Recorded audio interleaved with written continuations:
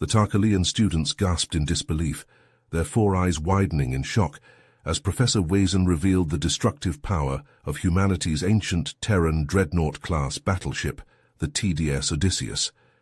The elderly Tarkalian stood at the front of the prestigious Tarkalian Galactic Academy's lecture hall, his iridescent blue skin glowing under the dim lights as he addressed the class of 200 eager learners. In the year 2187, the United Earth Federation faced an existential threat from the hostile Zorgon race, Wazin began, his voice echoing through the silent room. The Zorgons had already destroyed several human colonies on the fringes of UEF space, and it was clear that they would not stop until humanity was eradicated. The students leaned forward in their seats, their attention fixed on the professor as he continued his tale. In response to this dire situation, the Terran Defense Squadron constructed the TDS Odysseus, a 1.5-kilometer-long behemoth armed with the most advanced weaponry of its time. Railguns, fusion missiles, and the prototype Hades beam, a directed energy weapon of unimaginable power, made the Odysseus the most formidable warship in the galaxy. Wazin paused for a moment, letting the weight of his words sink in. The fate of humanity rested on the shoulders of the brave crew of the Odysseus. If they failed in their mission to stop the Zorgons, it would mean the end of human civilization, as they knew it. The professor's four eyes scanned the room, meeting the gaze of each student as he prepared to recount the legendary battle that would forever change the course of galactic history. And so, the stage was set for a confrontation that would determine the very survival of the human race. The TDS Odysseus, the pride of the United Earth Federation, against the might of the Zorgon fleet. It was a battle that would be remembered for generations to come. Professor Wazin's voice grew somber as he continued his tale, his mind drifting back to the fateful events of 2192. The Tarkalian students sat in rapt attention, their hearts heavy with the knowledge of the tragedy that had befallen the human colony of New Eden. In a devastating assault, the Zorgon fleet descended upon Epsilon Eridani B, their 100 warships, each a formidable 2 kilometers in length, easily overwhelming the colony's meager defenses, Wazin recounted, his voice trembling slightly. The Zorgons, known throughout the galaxy for their ruthless tactics and utter disregard for civilian lives, began a systematic bombardment of the planet's surface, targeting population centers and critical infrastructure with cold, calculated precision. The lecture hall was silent, save for the occasional gasp of horror from the students as they listened to the grim details of the attack. Wazin described the desperate plea for help sent out by Governor Jeffrey Freeman, a broken man who had lost his wife and children in the initial onslaught. The United Earth Federation, already stretched thin by the ongoing war with the Zorgons, knew they had to act quickly to save the 500,000 colonists of New Eden, Wazin continued, his eyes scanning the room. They dispatched the TDS Odysseus, along with an escort fleet of 20 frigates and 10 destroyers, to defend the beleaguered colony. The professor paused for a moment, allowing the weight of the situation to sink in. The Odysseus, under the command of Captain Marcus Blackwell, a decorated veteran of numerous campaigns against the Zorgons, arrived at Epsilon Eridani B after a grueling 3-day journey through hyperspace. As the ship emerged from the jump point, its sensors immediately detected the Zorgon fleet in orbit around the planet, their weapons still mercilessly pounding the surface. Wazin's voice grew stronger, tinged with a hint of admiration as he spoke of Captain Blackwell. Known for his tactical brilliance and unwavering determination, Blackwell wasted no time in assessing the situation. Despite being outnumbered 5-1, he gave the order for the Odysseus to engage the enemy, knowing that the fate of New Eden and its surviving colonists hung in the balance. The Tarkalian students leaned forward in their seats, their hearts pounding as they awaited the outcome of this pivotal battle. Professor Wazin took a deep breath, his 4 eyes shimmering with emotion as he prepared to recount the harrowing details of the confrontation between the pride of the United Earth Federation and the might of the Zorgon fleet. As the Odysseus and its escorts clashed with the Zorgon fleet, the void of space erupted with the light of 1,000 suns. Railgun slugs, fusion missiles, and searing beams of directed energy crisscrossed the black expanse, illuminating the hulls of the warring ships in a dance of destruction. Captain Blackwell, his eyes locked on the tactical display, barked orders to his crew with a calm and steady voice that belied the chaos unfolding around them. "Helm, bring us about to heading 045. Gunnery, target the lead Zorgon warship, and fire the Hades beam on my mark," Blackwell commanded, his fingers flying across the console as he coordinated the Odysseus attack. The mighty ship shuddered as its engines roared to life, propelling it towards the heart of the Zorgon formation. The advanced targeting systems of the Odysseus locked onto the enemy vessels, and with a single word from Captain Blackwell, the ship unleashed a devastating barrage.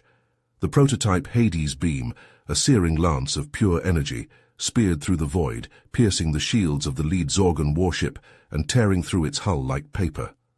Secondary explosions rippled along the length of the alien vessel as its reactor core went critical, consuming the ship in a blinding flash of light.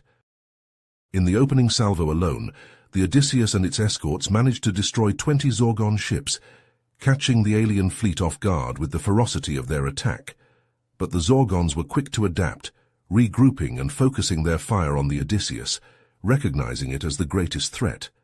The human escort fleet, comprised of smaller, more agile frigates and destroyers, worked tirelessly to draw the Zorgon fire away from the Odysseus, darting in and out of the fray like a swarm of angry hornets. But Captain Blackwell refused to yield. With unwavering resolve, he ordered damage control teams to seal off the affected sections and reroute power to the weapon systems. The Odysseus, battered but unbroken, surged back into the fight, its guns blazing with renewed fury. Under Blackwell's skillful command, the ship destroyed another 30 Zorgon vessels, even as it limped through the battle, its hull scarred and scorched. As the battle raged on, it seemed that the Odysseus and its escorts would be overwhelmed by the sheer numbers of the Zorgon fleet. But just as hope began to fade, Professor Wazen's voice took on a note of triumph as he described the arrival of reinforcements. Admiral Sophia Nakamura, aboard the TDS Athena, led a fresh wave of human ships into the fray, bolstering the flagging defenses of the Odysseus and its escorts. With the combined might of the human fleet, now numbering 50 ships, the tide of battle began to turn. Admiral Nakamura and Captain Blackwell worked in perfect unison, their ships moving like a well-oiled machine as they outflanked the Zorgon fleet, trapping them between the planet's gravity well and the unyielding wall of human warships. Realizing the hopelessness of their situation, the Zorgons attempted to flee, their ships breaking formation in a desperate bid to escape the jaws of defeat. But the Odysseus and its escorts would not let them escape so easily. Captain Blackwell ordered the fleet to give chase, determined to end the threat to New Eden once and for all. The human ships, their engines burning hot with the fires of righteous fury, pursued the retreating Zorgons, their weapons tearing through the enemy's shields and hulls with relentless precision. In a desperate attempt to evade the Odysseus and its indomitable escorts, the remaining 50 Zorgon ships broke formation and scattered, fleeing in all directions. But Captain Blackwell had anticipated this move, Professor Wazen recounted to the captivated Tarkalian students. With a calm and steady voice, Blackwell gave the order to deploy the Odysseus's secret weapon, a swarm of 1,000 autonomous drone fighters.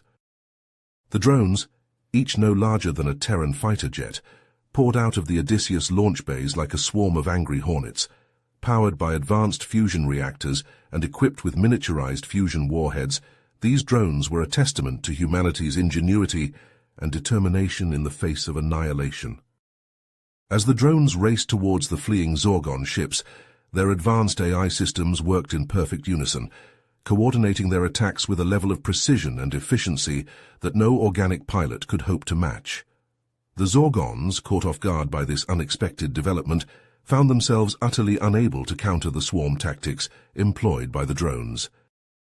The void of space lit up with 1,000 miniature suns as the drones' fusion warheads detonated against the hulls of the Zorgon ships. In a matter of minutes, 30 enemy vessels were reduced to nothing more than expanding clouds of debris and ionized gas. As the battle raged on in orbit, Professor Wiesen shifted his focus to the surface of Epsilon Eridani B, where Jeffrey Freeman and the surviving colonists had taken shelter in a fortified underground bunker. Freeman, having received word of the Odysseus's arrival, wasted no time in rallying the survivors and preparing them for the possibility of a ground assault by the Zorgons. His fears were soon realized as a Zorgon landing craft, having slipped past the Odysseus defenses, broke through the colony's perimeter and began to disgorge hundreds of heavily armed Zorgon soldiers. The air was filled with the sound of energy weapons and the war cries of the invaders as they stormed the human defenses. But Freeman, a battle-hardened former Marine, was not about to let his people fall without a fight. With a roar of defiance, he led a fierce counterattack against the Zorgon invaders, his eyes blazing with the fire of a man who had already lost everything and had nothing left to lose. The colonists, armed with a mix of military-grade weapons and improvised defenses, fought with the courage and tenacity of those who knew that their very survival depended on the outcome of this battle. For several hours they held the line against the relentless Zorgon onslaught, buying precious time for the Odysseus to complete its mission in orbit. Professor Wiesen paused for a moment, his eyes shimmering with emotion, as he recounted the bravery and sacrifice of the colonists. It was their unwavering spirit and determination, led by the indomitable Jeffrey Freeman, that played a crucial role in the ultimate victory against the Zorgons, he said, his voice filled with admiration and respect. Professor Wiesen turned his attention back to the desperate space battle unfolding above Epsilon Eridani B. With the Odysseus's drone swarm swarming the remaining 20 Zorgon ships, victory seemed within reach for Captain Blackwell and his valiant crew. But the Zorgon commander, in a final cunning act of defiance, ordered 5 of his own ships to break formation and sacrifice themselves. The ships charged directly at the Odysseus, drawing the drone's fire and creating a gap in the human blockade. "Now!" the Zorgon commander shouted over the fleet comm. "All ships, maximum thrust through that opening." Engines flaring, the 15 remaining Zorgon vessels surged forward, blasting through the hole in the human lines. Railgun fire from the Odysseus escorts skewered 2 more Zorgon ships, but the rest sped away at full burn. On the Odysseus's bridge, Captain Blackwell slammed a fist onto his command console. "I'll be damned if those bastards escape now after all this. Navigation, plot an intercept course, maximum military thrust." The Odysseus peeled away from the remnants of the Zorgon fleet, its powerful engines propelling it after the fleeing enemy ships. The remaining UEF frigates and destroyers moved in behind the Zorgon stragglers, picking them off one by one. The chase led both the Odysseus and its quarry to the outskirts of a dense asteroid belt. The Zorgon ships dove into the field, seeking cover among the tumbling rocks, each dozens of kilometers in diameter. Blackwell's eyes narrowed. "I've flown through my share of asteroid belts. Keep on them, full speed.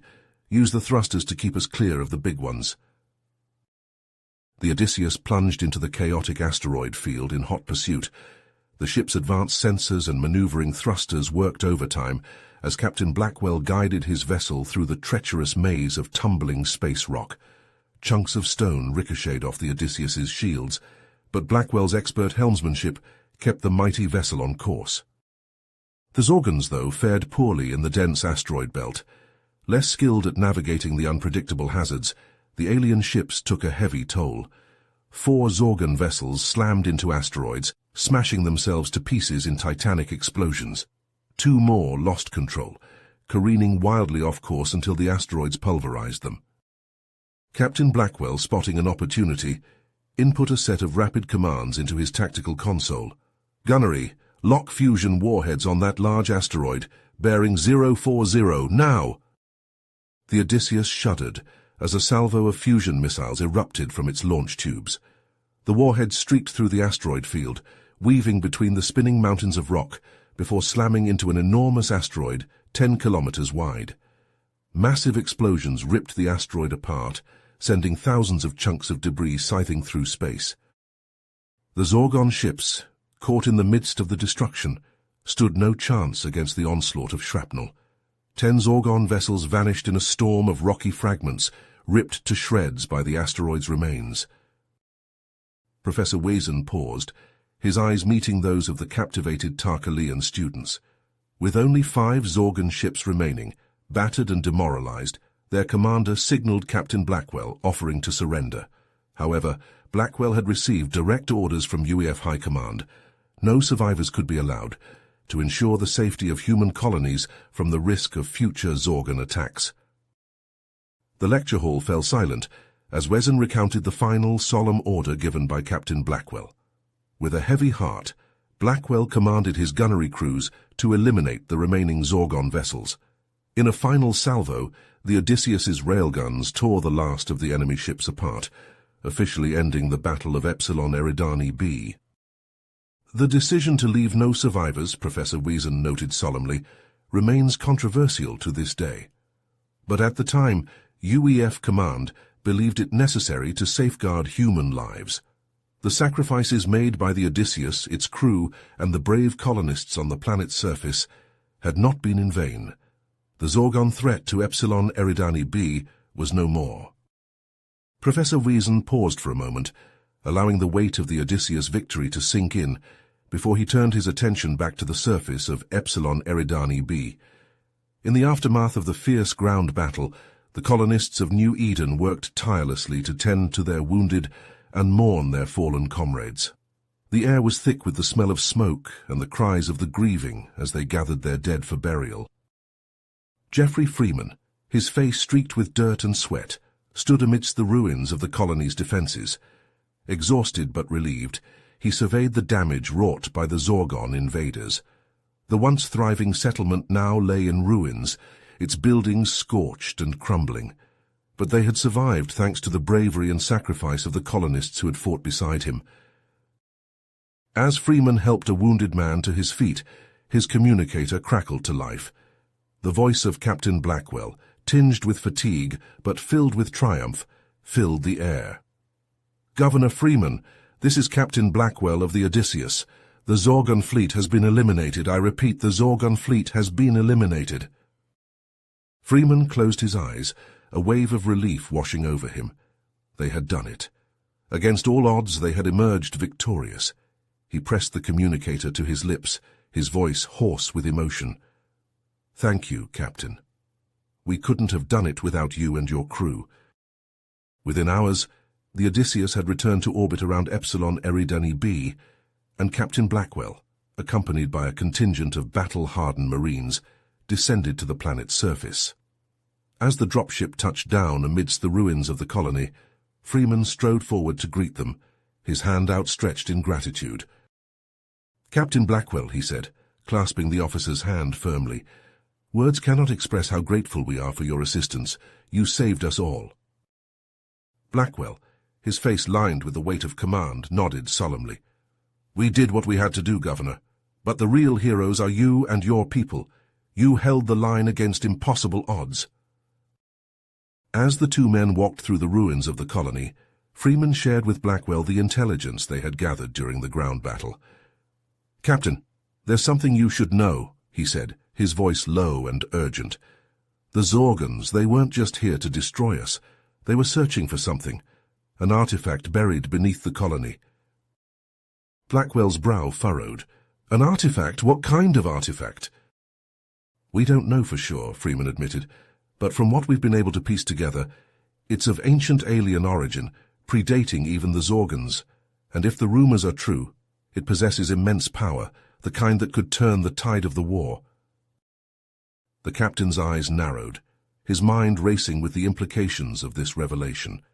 If the Zorgons were after this artifact, then they couldn't afford to let it fall into their hands.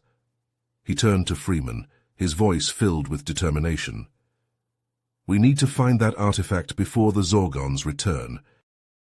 Without hesitation, Blackwell ordered Sergeant Jack Carter, a grizzled veteran of countless battles, to assemble a team of his best Marines.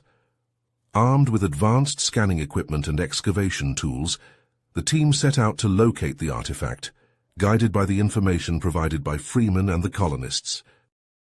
As the excavation progressed, The Tarkalian students leaned forward in their seats, their eyes wide with anticipation.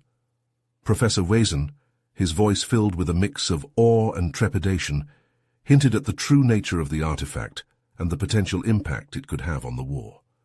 The fate of humanity, it seemed, hung in the balance, and time was running out. "The discovery of the artifact," Wesen said, his 4 eyes shimmering in the dim light of the lecture hall, "would set in motion a chain of events that would forever change the course of the war and the fate of the galaxy itself. But as the Marines raced against time to uncover its secrets, they were unaware of the terrible truth that lay buried beneath the surface of Epsilon Eridani B." As the excavation progressed, Sergeant Carter's team uncovered a hidden chamber, deep beneath the ruins of New Eden. In the center of the chamber, illuminated by an eerie blue glow, stood a cylindrical object, roughly 2 meters in length. Its surface was covered in intricate patterns and glyphs, hinting at its extraterrestrial origin. Freeman and Carter exchanged a look of awe and trepidation as they approached the artifact. "What do you think it is?" Freeman asked, his voice echoing in the cavernous chamber. "I've never seen anything like it," Carter replied, running his fingers over the strange markings. "But if the Zorgons were after it, it must be powerful." As the team began to study the artifact, Corporal Emily Chen, the team's tech specialist, noticed a series of glyphs that seemed to form a pattern. "I think these might be some kind of activation sequence," she said, her brow furrowed in concentration. Without warning, Chen's fingers brushed against a hidden panel, and the artifact began to hum with energy. A blinding pulse of blue light erupted from the object, engulfing the team and knocking them unconscious. When Freeman awoke, he found himself in a world unlike anything he had ever seen. Floating islands of rock and crystal drifted through a shimmering iridescent sky, while alien structures that defied the laws of physics rose from the ground like twisted sculptures. Strange energy fields crackled and pulsed, casting an eerie glow over the surreal landscape. Freeman struggled to his feet, his head pounding. He looked around, realizing with a sinking feeling that he was alone. The rest of the team was nowhere to be seen, and his communicator emitted only static when he tried to contact them. Back on Epsilon Eridani B, Captain Blackwell paced the bridge of the Odysseus, his face etched with concern. It had been hours since Freeman and Carter's team had descended into the ruins, and there had been no word from them since. "Any sign of them?" Blackwell asked, turning to his sensor officer. "Negative, sir," the officer replied, shaking his head. "Our scans of the planet's surface show no trace of the team or the artifact they were searching for. It's as if they've vanished into thin air." Blackwell's jaw tightened. He knew that every minute counted, and the longer the team remained missing, the greater the risk to their lives and the success of their mission.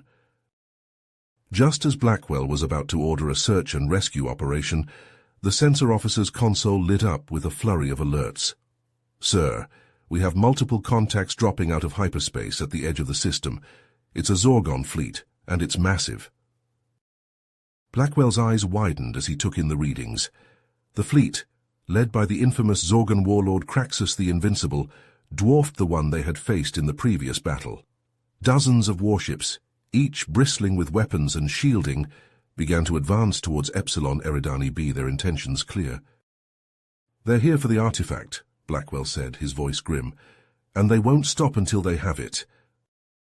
The captain turned to his crew, his eyes blazing with determination. "Battle stations, everyone. We've faced the Zorgons before, and we'll face them again. The fate of New Eden and the entire human race may depend on the outcome of this battle." As the crew scrambled to their stations, Blackwell took a deep breath, steeling himself for the fight ahead. He knew that the odds were stacked against them, but he also knew that the Odysseus and her crew would give everything they had to protect the innocent lives on the planet below. In the otherworldly realm, Freeman and the rest of the team faced their own challenges. Separated and disoriented, they would have to navigate the bizarre landscape, overcoming obstacles and facing dangers that defied imagination, all while trying to find a way back to Epsilon Eridani B and the artifact that had transported them to this strange new world. As the Zorgon fleet closed in and the team struggled to survive in the alien realm, The fate of New Eden hung in the balance, and the true power of the artifact began to reveal itself. Professor Wazin, his voice filled with a mix of wonder and dread, looked out at the captivated Tarkalian students, knowing that the next chapter in this epic tale would be one of the most pivotal in human history. As the team struggled to navigate the bizarre and treacherous landscape of the alien realm, Professor Wazin recounted, they faced challenges that pushed them to their limits, both physically and mentally. Strange creatures, born of this otherworldly dimension, stalked them at every turn, their intentions as enigmatic as the realm itself. But Freeman, Carter, and their intrepid companions pressed on, driven by a sense of duty to their fellow humans back on Epsilon Eridani B. They scaled shimmering cliffs that seemed to defy gravity, crossed vast plains of pulsating energy, and delved deep into the heart of the alien structures that dotted the landscape. It was within one of these structures, an immense cathedral-like edifice of shimmering metal and glowing crystal, that the team made a discovery that would change the course of history. As they stepped into a cavernous chamber, the walls suddenly came alive with holographic projections, each one a window into a vast repository of knowledge. It was like standing in the center of the universe, Freeman would later recall, his voice filled with awe. Every question we had ever asked, every mystery we had ever pondered, it was all there, waiting to be unlocked. The team quickly realized that they had stumbled upon the legacy of the progenitors, an ancient species that had seeded the galaxy with life eons ago. Through the holographic library, they learned of the progenitors' grand experiment, a cosmic trial to study the evolution of sentient beings, including both humans and Zorgons. But the most shocking revelation was yet to come. The artifact that had transported them to this realm, the very object the Zorgons had been so desperate to acquire, was not just a mere relic. It was a key, a tool designed by the progenitors to unlock the full potential of their technology and knowledge. Armed with this newfound understanding, Freeman and Carter knew that they had to find a way back to Epsilon Eridani B. The information they now possessed could turn the tide of the war, giving humanity a fighting chance against the Zorgon onslaught. Their journey back was fraught with peril, as the alien realm seemed to sense their urgency, and threw every obstacle it could muster in their path. But through ingenuity, determination, and no small amount of luck, the team finally discovered a hidden gateway, a portal that would return them to their own reality. As they emerged from the gateway, blinking in the harsh light of Epsilon Eridani B's sun, they found themselves in the midst of a scene of chaos and destruction. The Zorgon fleet, led by the fearsome warlord Kraxus, had begun its assault on the planet, and the skies above were filled with the flashes of energy weapons and the trails of missiles. Captain Blackwell, his face etched with relief at the sight of the team, quickly brought them up to speed on the dire situation. The Odysseus and its crew were preparing to make their stand against the Zorgon onslaught, but the odds were stacked heavily against them. But Freeman and Carter knew that they held the key to victory. The knowledge they had gained from the progenitors, the secrets of advanced technology, and the very nature of the universe itself, could be the weapon they needed to defeat the Zorgons once and for all. As they raced towards the Odysseus, ready to share their discoveries with Captain Blackwell and his crew, the fate of not just New Eden, but the entire galaxy, hung in the balance. The stage was set for a final confrontation, a battle that would determine the course of history and the future of all sentient life. As Freeman and Carter raced through the corridors of the Odysseus, their minds buzzing with the incredible knowledge they had gained from the progenitors, Professor Wazin's voice took on a tone of excitement. With the key to defeating the Zorgons finally within their grasp, he said, the intrepid team set to work on modifying the Odysseus's weapon systems. The lecture hall fell silent, the students hanging on every word as Wazin described the frenzied activity that ensued. Engineers and technicians swarmed over the ship's guns, ripping out old components and replacing them with newly fabricated parts based on the progenitors' schematics. "Hurry," Freeman urged as he worked alongside the crew, sweat beading on his brow. "Those Zorgon bastards will be here any minute." The team labored with focused intensity, knowing that every second brought the enemy fleet closer. Sparks flew and metal clanged as they raced to complete the modifications. On the bridge, Captain Blackwell watched the approaching Zorgon armada on the viewscreen, his jaw clenched with grim determination. Craxus's ships filled the screen, a seemingly endless swarm of alien metal bristling with weapons. Blackwell turned to his first officer. Status of the weapons retrofit. Almost complete, sir. Freeman and Carter say they just need a few more minutes. The captain nodded. They'll get their minutes. Helm, bring us about. Put us between the Zorgons and the planet. We'll buy Freeman and Carter the time they need.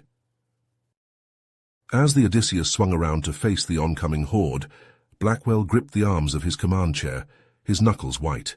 Everything hinged on the desperate gambit Freeman and Carter were attempting. But Blackwell had faith in his people. They would not fail. Modifications complete. Carter's triumphant shout came over the comm. Progenitor weapons are online and ready to kick some Zorgon ass. A fierce grin spread across Blackwell's face. Gunnery, lock onto the lead Zorgon ships. Let's show these alien bastards what humans are made of. Weazen's four eyes glowed with excitement as he recounted the spine-tingling moment. The Odysseus, resplendent with its new armaments, surged towards the Zorgon fleet like an avenging angel. As the human flagship neared weapons range, Blackwell gave the order they had all been waiting for. A blinding salvo erupted from the Odysseus, lances of shimmering energy streaking across space to slam into the Zorgon ships. The effect was devastating. The alien vessel's shields flared brightly for a single instant before collapsing, the specialized frequency of the human weapons slicing through their defenses like a scalpel. Explosions blossomed along the hulls of a dozen Zorgon warships as the Odysseus' opening volley struck home, tearing through armor and vital systems with horrific ease. Craxus watched in disbelief as his vanguard crumbled before his eyes, their once mighty ships reduced to shattered, burning ruins. An enraged howl tore from the Zorgon warlord's throat. All ships, focus fire on that human flagship, tear them apart. The Zorgon fleet surged forward, weapons blazing as they sought to overwhelm the Odysseus with sheer firepower. But the human ship danced nimbly through the hail of incoming fire, its progenitor-enhanced shields shrugging off the onslaught. Undaunted, Captain Blackwell pressed the attack, the Odysseus's guns hammering the Zorgon ships with relentless fury. Craxus's fleet reeled under the assault, ships dying by the score as the humans cut a swath of destruction through their ranks. But even with the progenitor's gifts, the Odysseus could not stand alone against the still vastly numerically superior Zorgon armada forever. Slowly, inevitably, the tide of battle began to turn as the sheer numbers of the enemy took their toll. Warning alarms screamed on the bridge as the Odysseus' shields finally began to buckle under the unrelenting bombardment. Consoles sparked and exploded, the deck lurching underfoot as enemy fire pounded the hull. Blackwell gritted his teeth, his mind racing as he sought a way to snatch victory from the jaws of defeat. Then, in a flash of desperate inspiration, he saw it. A last, near-suicidal chance to end Craxus and break the back of the Zorgon fleet. "Helm!" Blackwell barked over the chaos. "Set course for Craxus's flagship, full speed!" The Odysseus, already battered and scarred, thundered forward on a direct collision course with the massive Zorgon dreadnought. Craxus, seeing the human ship's intent, howled with triumph, certain that the Odysseus was merely throwing itself upon his guns in a final, futile gesture. But Blackwell had one last card to play. As the two massive warships hurtled towards each other, the human captain gave a final order. Just before the Odysseus slammed into the Zorgon flagship like a battering ram, a cascade of fusion warheads erupted from its launch tubes, crossing the scant distance between the vessels in the blink of an eye to detonate in a cataclysmic blast. The resulting explosion was like the birth of a small sun, a searing white flash that momentarily outshone the stars themselves. When the glare faded, both the Odysseus and Craxus's flagship were gone, reduced to clouds of molten debris. But even as the Odysseus died, it claimed a final victory. Craxus was no more, and his fleet, reeling from the loss of their warlord, fell into disarray. Seizing the moment, the remaining UEF ships and their allies struck like wolves among sheep, tearing into the confused and demoralized Zorgans without mercy. The once proud alien armada shattered, individual ships fleeing in blind panic as the humans systematically destroyed them. From the life pods drifting among the wreckage, Captain Blackwell, Freeman, Carter, and the other survivors of the Odysseus watched as the UEF fleet mopped up the last of the Zorgan stragglers. They had done it. Against all odds, they had defeated the Zorgans and saved New Eden. But the price had been high. The Odysseus was gone along with so many of her valiant crew, and yet as Blackwell reflected on their sacrifice, he knew that it had not been in vain. The Odysseus and her crew would be remembered as heroes, their names forever etched in the annals of history.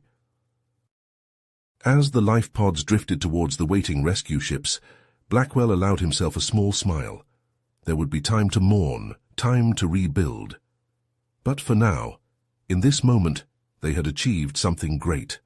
They had shown the galaxy the indomitable spirit of humanity, and the lengths they would go to defend their own. The battle was over, but the story of human courage and determination had only just begun. Professor Wesen smiled as he looked out over his enraptured students. And that, my young Tarkalians, is the story of how the brave crew of the Odysseus changed the course of history. Their sacrifice will never be forgotten, and their legacy will endure as long as the stars shine in the sky. As the cheers of victory echoed through the halls of the rescue ships, Professor Wesen's tone grew somber. The survivors of the Odysseus, once flush with triumph, now found themselves grappling with an insidious threat that even their indomitable spirit could not overcome. The very progenitor knowledge and technology that had delivered them from the jaws of defeat now threatened to strip away their humanity, piece by piece. In the cramped confines of a makeshift conference room, Freeman, Carter, and the other survivors gathered to confront the grim reality of their situation.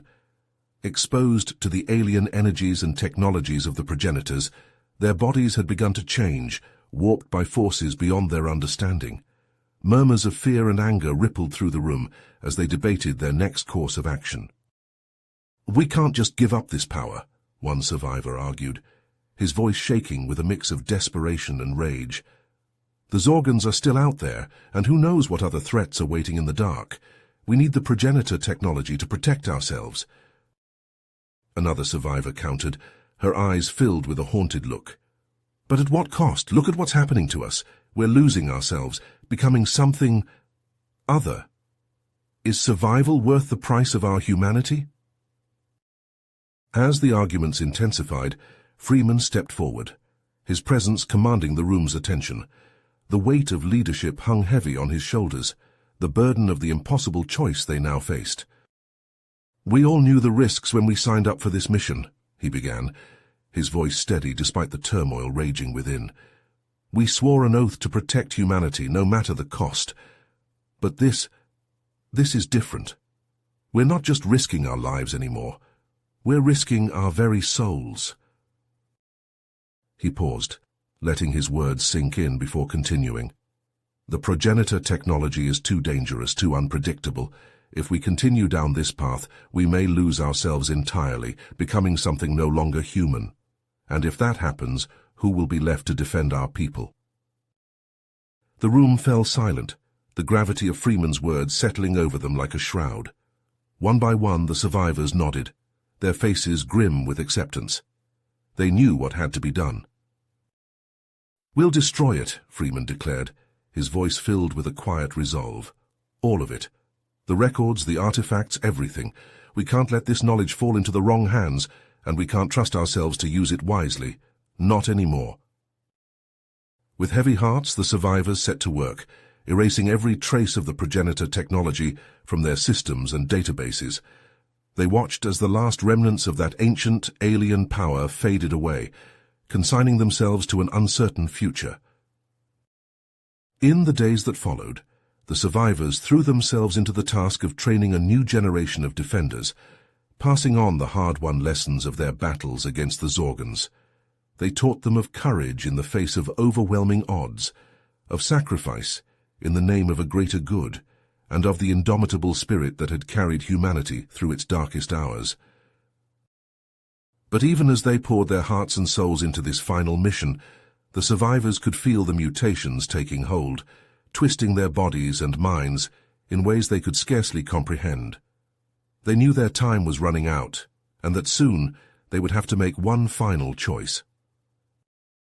Professor Weazen's voice grew heavy with sorrow as he recounted the final chapter of the Odysseus crew's story.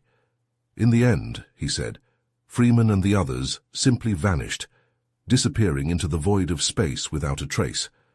Some say they ventured back into the alien realm, seeking a cure for the mutations that plagued them. Others believe they chose exile to protect humanity from the consequences of their exposure. The Tarkalian students sat in rapt attention, their minds reeling with the implications of the tale they had just heard.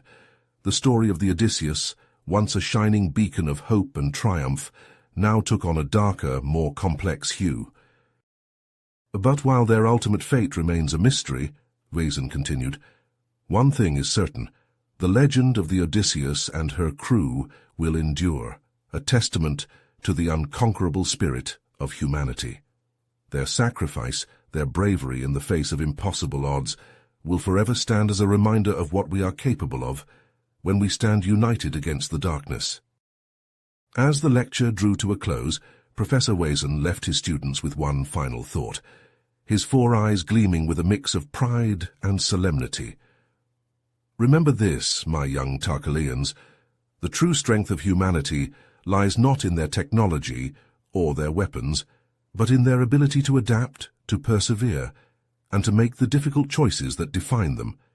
It is this strength, this indomitable will, that will carry them through whatever trials the galaxy may yet hold in store. You have reached the end of the story. If you enjoyed this story and want to support us, please leave a like and subscribe to our channel, and for every comment that says 88, I will heart every single one of them. Thank you for your time.